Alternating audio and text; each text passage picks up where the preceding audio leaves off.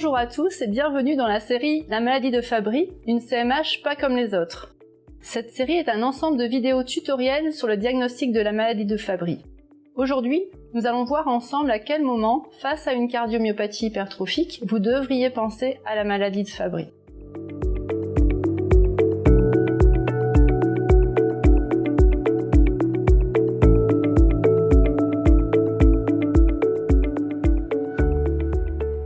En pratique, il faut penser à la maladie de Fabry devant toute hypertrophie du ventricule gauche, même modérée, surtout si elle est concentrique et si elle s'associe à une hypertrophie du ventricule droit.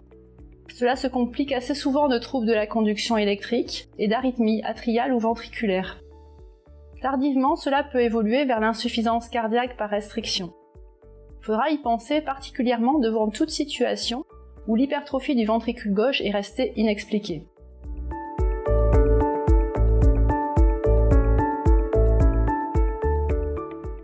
À présent, voyons ensemble les éléments associés à la maladie de Fabry. En cas d'hypertrophie du ventricule gauche, il faut rechercher à l'interrogatoire et à l'examen clinique du patient des antécédents personnels ou familiaux de mort subite ou de cardiomyopathie hypertrophique, des douleurs des extrémités ou musculaires, notamment avant l'âge de 20 ans, qui sont parfois présentes seulement à l'effort ou lors d'épisodes fébriles, des antécédents neurologiques qui peuvent toucher 80% des patients Fabry dans la forme classique, notamment des AVC, des AIT précoces, une hypotension orthostatique, une dépression, une fatigue, des angiochératomes au niveau des ceintures, de l'ombilic, du visage, des antécédents d'insuffisance rénale et ou de transplantation rénale, des troubles ORL comme une surdité, des anomalies ophtalmo comme une cornée verticillée, des troubles digestifs à type de crampes, diarrhée, nausées, des troubles de la sudation comme une hypo ou une hypersudation.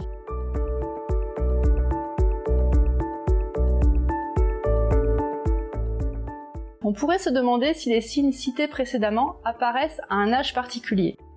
Généralement, dans la forme dite classique, l'atteinte cardiaque est précédée de douleurs des extrémités, d'une atteinte rénale et ou neurologique. L'atteinte cardiaque apparaît plutôt après 30 ans chez l'homme et après 40 ans chez la femme. Il est donc recommandé de rechercher systématiquement la maladie de Fabry par dosage de l'alpha-galactosidase A chez tous les hommes avec une cardiomyopathie hypertrophique âgés de plus de 30 ans. Chez les femmes, un test génétique peut être effectué, il n'est décidé qu'au cas par cas.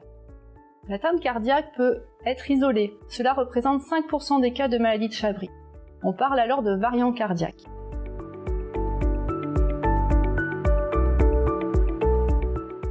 En résumé, il faut penser à la maladie de Fabry quand vous êtes en présence d'une hypertrophie ventriculaire gauche modérée, concentrique et qui plus est, qui est restée inexpliquée.